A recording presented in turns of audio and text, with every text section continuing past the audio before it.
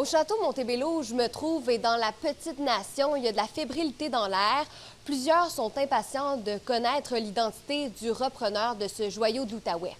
Rappelons qu'il a été mis en vente en 2024 en raison de la faillite du promoteur Evergrande et c'est la firme PricewaterhouseCoopers qui gère la vente de cette institution et qui doit veiller à ses intérêts.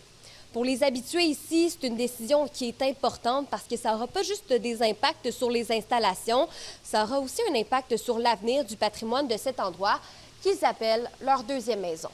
Je me sens rassuré parce qu'avec les propriétaires actuels, on est un petit peu dans le néant.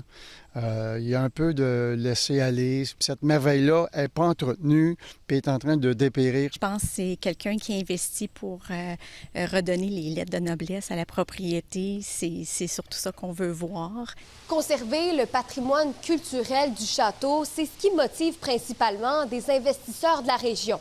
On parle ici du président de l'entreprise DevCore, du directeur général des sénateurs d'Ottawa et du fondateur du Spa Nordique qui ont tous les trois déposé une offre conjointe dans les derniers mois. Une offre qui a même été bonifiée pour démontrer leur grand intérêt.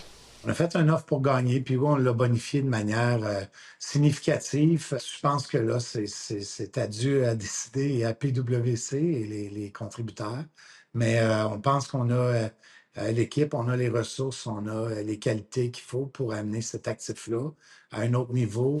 Quant au ministre de la Culture, Mathieu Lacombe, il voit des avantages à ce que ce soit un repreneur québécois, notamment pour faciliter la conservation du patrimoine, un enjeu qui n'a pas toujours été facile avec les anciens propriétaires. C'est sûr que le dialogue est plus facile quand la propriété est québécoise. Dans les dernières années, on a eu des enjeux.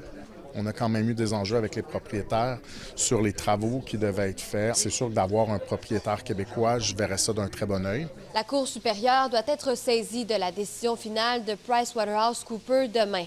Le tribunal pourrait toutefois donner son aval à une date ultérieure. Ici Charlotte Tremblay, Radio-Canada, à Montebello.